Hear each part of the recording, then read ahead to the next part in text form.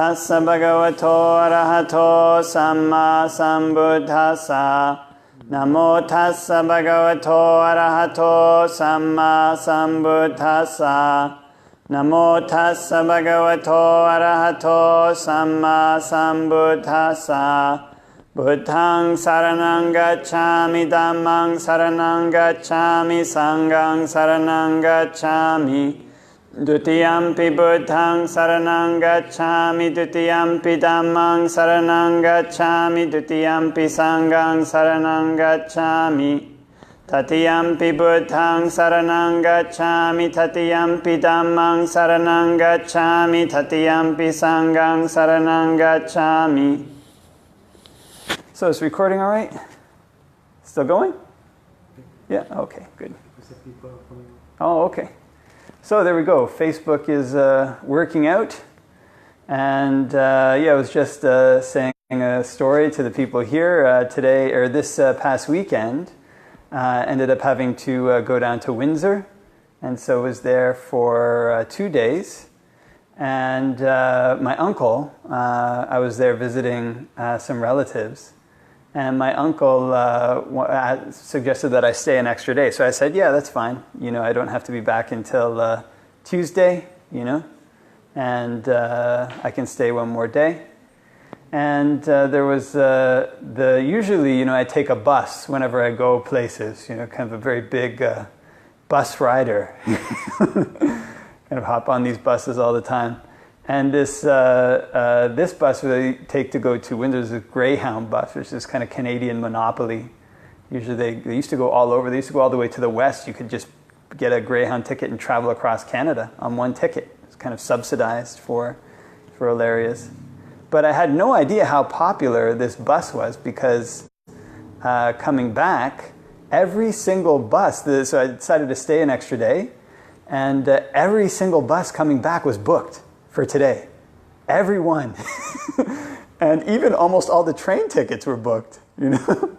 So just repeating the story is telling people that was on Kijiji, you know, went and looked on Kijiji.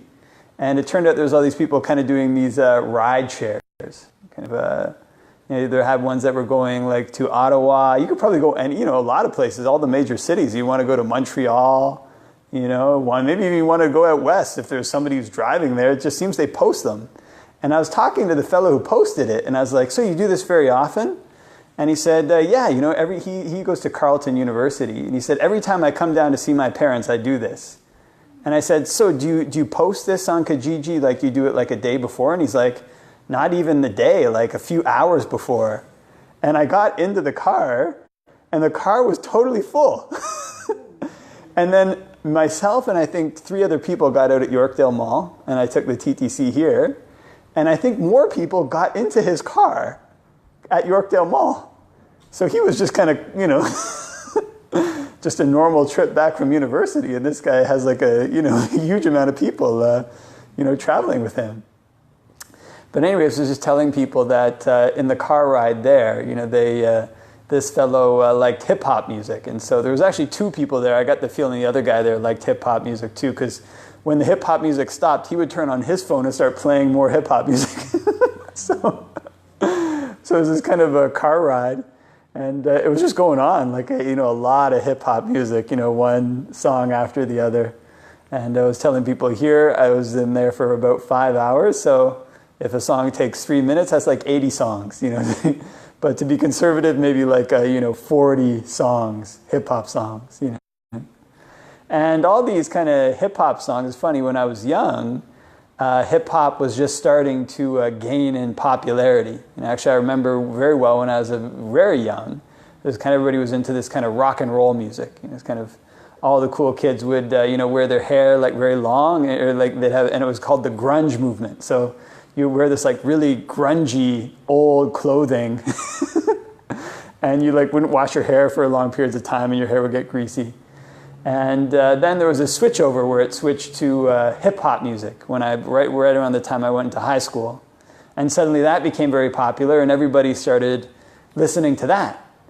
So kind of growing up, actually, I listened to you know, quite a lot of hip-hop music as a young man. And at the time, didn't even kind of notice the, you notice the themes in the music because you're, that's kind of the culture you're living in. But it's this kind of thing where that's your whole life. Where kind of this music is the kind of soundtrack, of your life. Kind of influences your whole outlook. You're kind of doing something normal, but you're listening to this hip hop music, and all of a sudden you're on the streets of New York. Or if you were listening to this kind of a grunge music, I remember actually before hip-hop, there was this band, before hip-hop was popular, there was this band that started this alternative rock movement, and its name was Nirvana. I don't know if you guys heard of that. You must have heard of that band. You guys heard of that one? Nirvana? Anyways, they had this band called Nirvana. It was extremely popular. It shifted rock from heavy metal to alternative rock being the most popular. And this type of rock was all about making people depressed.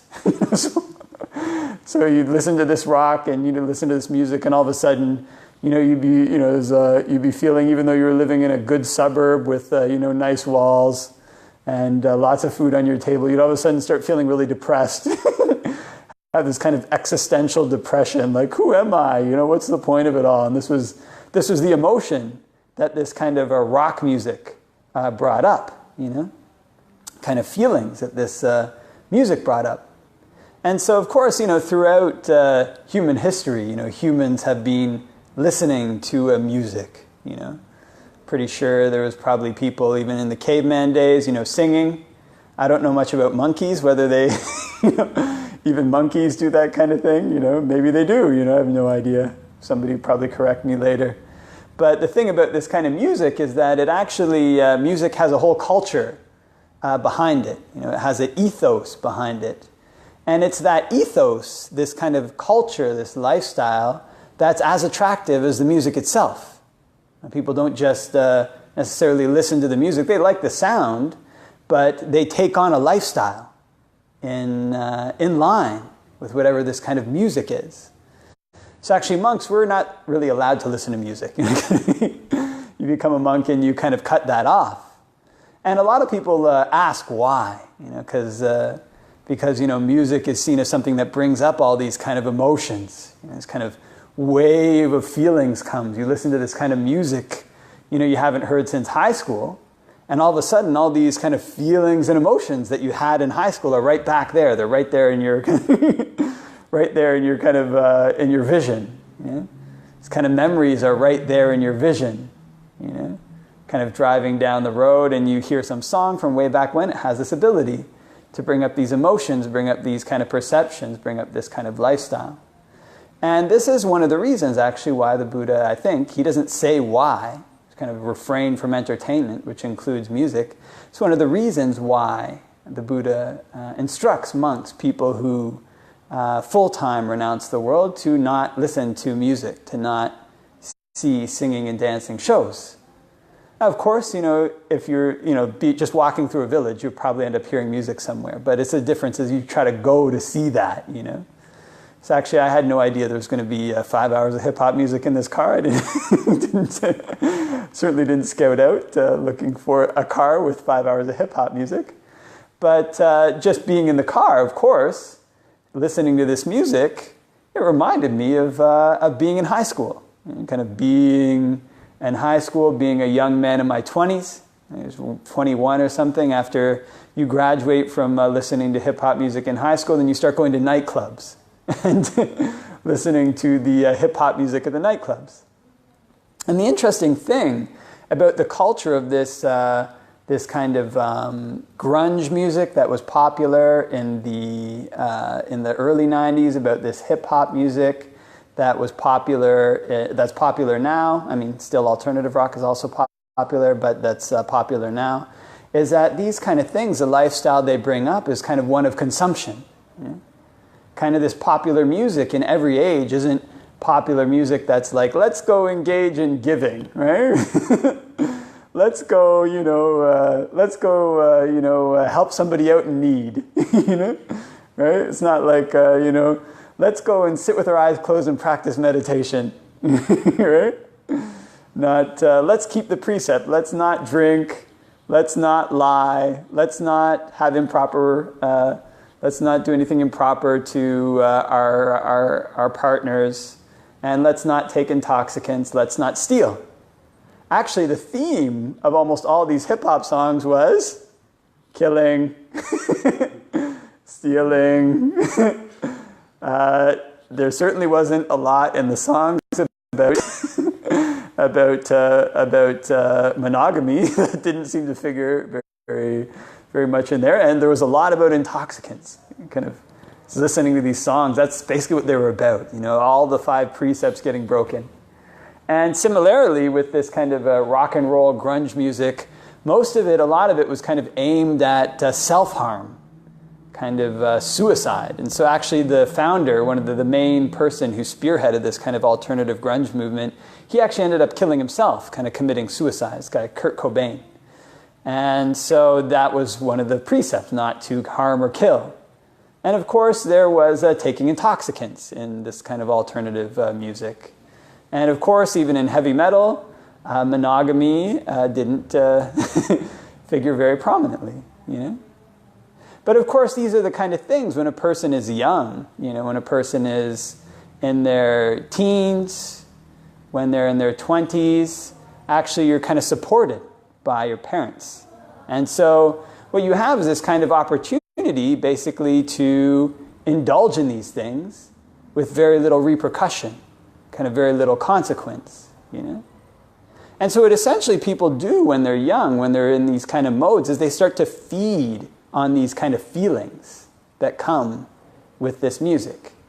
It's kind of feeding on these emotions that kind of come with this music. Now in Buddhism, there's kind of a distinction between what we might call feelings and emotions. So feelings, they just get broken up into 3 types. You have your kind of pleasant feeling, your unpleasant feeling, and your neutral feeling. It's kind of just this basic sensation of this is good, this is bad, this is neutral. And kind of something is pleasant, you eat a Twinkie, and something is unpleasant, you eat a rotten Twinkie. And something is neutral is just maybe like the feeling of the clothing on your shoulder or whatever it is. And then emotions come under another category, not necessarily under the category of feelings. They come under a category called sankhara. Which is this means compounded things that have been put together. And of course, these are kind of more complex things. They can have swirling elements to them. So actually, a lot of the emotions in this kind of hip hop music were kind of bittersweet. Actually, of the songs that I listened to in that car, I wasn't trying to they're very loud, so you can't help but hear it. And probably over 90% were about relationships with somebody of the opposite gender. And most of the time, these relationships with the person of the opposite gender, a lot of the time didn't seem like they were going that well in these songs. It wasn't like, now we've been married for 30 years and things, or, we're having a nice time, raising our kids. Actually, there was this one rapper there, and I used to listen to him when I was young, and he's still very successful because he's making songs even now. And before I became a monk, he had gotten married. And I figured out when listening to these songs that his marriage had broken up. And all these songs by him were about this breakup, And so this is the kind of tantalizing thing when we're young, this kind of emotional stimulus. It's kind of this thing that seems so totally outlandish, so totally overwhelming. It's kind of emotion, it's kind of course, it has this kind of, this basic feeling tone, like, okay, this is pleasant. But then it's actually this kind of very complex mixture of all these feelings, like a cocktail that come welling up that people go to consume. People go to eat that. People go to try to become that. It colors their world wherever they are. And so actually, just driving down, like I said, driving down the kind of highway with these people listening to this hip-hop music, this is all this gangster music. And, I was looking out the window, and there's like all these farms. Like a bunch of farms. There's like some flowers. It was like a nice sunny day. But, you can be driving in a car, listening to this hip-hop music. It's like, whoa, feeling really kind of gangster, Or you can be kind of, listening to some grunge alternative rock. Actually, nothing is really wrong with your day. You're living in the suburbs. Things are okay. But all of a sudden, you have this terrible existential dilemma. You're like, who am I, What's the point of all this? Kind of fall into this depression. And this depression, this kind of gangsterism, whatever the emotion is, it has this kind of sweet tip to it, This kind of sweet flavor to it, which is why people go out to eat it, At the outset, it has something kind of a tasty, But that tastiness actually grafts the same way all these kind of overwhelming feelings come, This kind of, it's very tasty to eat, some chips. Have this tastiness at the outset, this kind of stimulus that comes up and is overwhelming. But when we eat this bag of chips, after the first few chips, the stimulus starts to lessen. And then the more the stimulus lessens, the more the long-term implications of eating this bag of chips come up. Bag after bag of chips, the chips stop tasting good, but we start to, put on weight. It's actually, you meet people, who struggles with weight. Not to put that down, but this comes this kind of consumption. This attitude of consumption comes from this kind of thing. There's this tastiness that comes at the outset, but there's a kind of long-term pain later. So actually, this kind of hip-hop lifestyle that these rappers live, Actually, I remember being young, and this is just kind of your dream. It's like hard to imagine like a more glamorous lifestyle than being like a rap star or being like a rock star if people are into rock, The lifestyle that these kind of people are at the forefront of seems like the most tantalizing thing possible. And there's whole groups of people who follow them, tens of thousands of people who go to concerts to see them, to consume this lifestyle, But the thing about consuming these very complex emotions, trying to consume them and take on an identity with these things, is that although they have this kind of sweet tip, oftentimes this sweet tip is just based on these things, like breaking the 5 precepts, in various ways. It's based on something that brings up this overwhelming feeling of stimulation, whatever type of emotional stimulation it is. But the more we go to consume that emotional stimulation, the less that it can become. So actually, the feeling that I got from listening to this rapper, actually when I was young, he was rapping. I can tell he's still doing very well for himself and very successful. But when I was young, he was rapping then. He was like among the first kind of gangster rappers to start rapping. And at that time, his lifestyle seemed just something totally amazing. Here he is, he's in his 20s, he's got tens of millions of dollars, travels all over the world, this huge fan following. And then now listening to the way that that's become, I'm sure he's not upset about having tens of millions of dollars, but he seemed very upset that his marriage had broken up. And this is a kind of direct link to the consumption of these feelings, the consumption of this lifestyle, this consumption of being this powerful person, this kind of gangster who has all these people following him. And then it becomes difficult for a person like that to maintain fidelity, in that person's relation, in his marriage. So his wife broke up with him. And despite having tens of thousands, he probably has $100 million. I wouldn't be surprised, this particular rapper. He also owns a clothing line.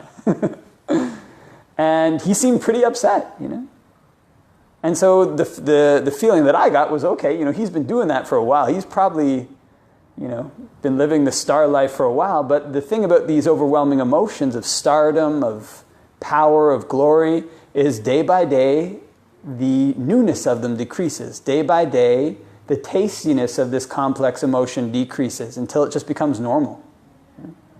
Normal having $10 million, normal having $100 million, normal having lots of fans, and devastating when one's marriage breaks, devastating when one does something improper and a girl who seemed like she was a nice girl, genuinely wanted to settle down, leaves. All this is part and parcel of the lifestyle that comes with these complex emotions. Actually, I remember the same thing happened to another rapper when I was, actually several rappers now that I think about it, didn't sing.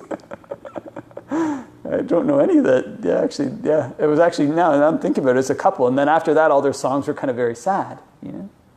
So there is this kind of aspect of consuming these complex emotions, especially that come with music, you know? Especially that come with these people who are spearheading this lifestyle, hundreds of people behind them, thousands of people behind them, a whole movement, a whole generation influenced by this type of music, whatever the music is. But there's also an opposite type of thing. Although there's these complex emotions, there's also very simple ones, you know? There's actually nothing particularly exciting about keeping the 5 precepts. You know? Nothing particularly tantalizing. This is why there's not any hit songs that spread out over generations like, let's not kill, you know? Let's not kill even bugs. Let's not lie, you know, lie at all. Let's not, you know, be improper in one's relationships. Let's not steal. Let's not take intoxicants. You know? But the thing about these kind of emotions is they actually are another type of emotion. They have this feeling tone to them at first, but they graph in a different way.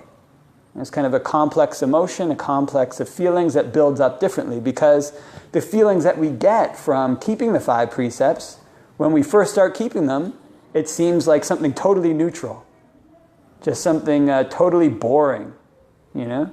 Oh, great, I didn't, you know, kill that spider. You know? So what? Now I have to take all the effort to put the spider in the jar and carry him outside, and okay, now I didn't kill those ants. Now I've got to figure out a way to get the ants out of my house without killing them. So now I've got to be really careful about cleaning my counters all the time. Okay, so now I'm not taking intoxicants. I'm not going to any parties, you know. That's not really all that exciting. Now my life is a lot more boring, you know. Okay, so now I gave something away. You know, yeah, that's nice, and it kind of felt okay, but whatever. Or now I started practicing meditation, and yeah, I watched my breath for a little bit. I felt a little bit relaxed afterwards, you know. But the thing about these kind of things is that they actually build in a different way than the kind of emotional stimulus that comes with a kind of generation of music, a theme of music. They actually build up from something small, but the more that we do them, these aren't necessarily items of consumption, they're items of production, you know? So we go out to consume music, we go out to consume the emotions that come with music, but when we keep the 5 precepts, we're actually building, you know? When we practice giving, we're actually building something. We're not consuming. When we practice meditation, we're actually building. And the thing about building things is that they start small, but then they grow larger and larger and larger and larger. It's like somebody who takes money from their paycheck and puts it in the bank. And they put it in an investment. And the first little funds, the dividends that come from that investment aren't that large. But they keep doing it over and over and over again. There's this compound interest. The interest that built on the interest they got builds. And that builds on the other interest they got. And it builds and builds and builds. And can grow very large. And this is actually the way that it graphs when we're building these other types of complex emotions. The complex emotions that come from giving, that come from precepts, that come from meditation. They start small and they grow large. So in the same way, actually the opposite way that, say, like a rapper with tens or hundreds of millions of dollars, after they've got that, that seems normal. What actually starts happening if we practice these things consistently, if we resist the temptation not to practice them, then what we get is a kind of happiness that starts small but grows larger. And so rather than it just seeming like, okay, yeah, whatever, this is just something normal, it starts to seem like things get better. Actually, we can be doing something very normal, you know, just in a normal day, walking down the street, doing whatever. But so long as we've got this type of production, as these kind of complex emotions that are based on giving, based on the precepts build, we can start feeling very happy doing that. Just walking down the street. Just folding our laundry. Just doing whatever it is. We feel a kind of sense of ease, a sense of happiness that wells up inside. And this is why the Buddha says, you know, when a person enters and remains in the jhanas, then at that time when they're doing that, their walking back and forth is divine. You know, their sitting is divine. Their standing is divine. That's why he says in a sutta where there's a monk, he's living at a root of a tree, he says, when you gain the 4 jhanas that are pleasant dwellings here and now, your root of a tree dwelling will seem to you like a householder's mansion. And your meal of alms food will seem to you like the various types of spices and curries that a like really rich householder will get. And your robes made of rags will seem to you like like a householder's clothes chest with all these types of beautiful clothing. And so this is the benefit that comes from building these types of emotions, the emotions that come from practicing the Dhamma. We can gain this kind of happiness that takes normal things and can make them extraordinary. Takes things like watching the breath and makes it extraordinary. Take things like giving and makes it extraordinary. Take things like keeping the precepts and makes it extraordinary. So we get a type of joy that builds more and more. Even when we pick up worms off the street that are drowning and throw them to the side, we learn to get even more joy from that.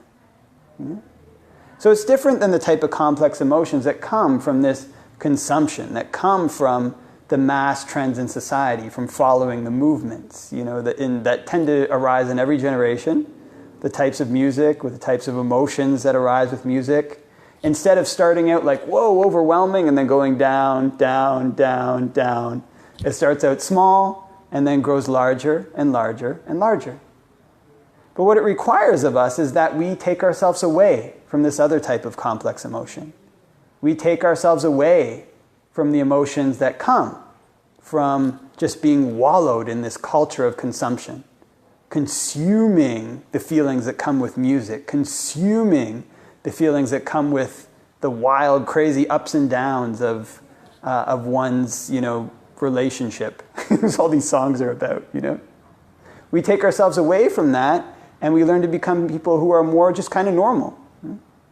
It's kind of at ease, just building up simply, starting small, building simple things, And this isn't something that we can whip out like a rapper with a big wad of cash, Can't drive, people won't be able to see that like they see a big Lamborghini. But it's something that we know for ourselves. It's a kind of inner wealth. It's a kind of inner happiness, And when we gain this happiness, we gain this type of complex emotion, we'll have even what rappers don't have if they're breaking the 5 precepts. We'll have even what kings don't have if they're breaking the 5 precepts. That's why the Buddha says that actually even keeping the uposatha is worth more than kingship over the entire world.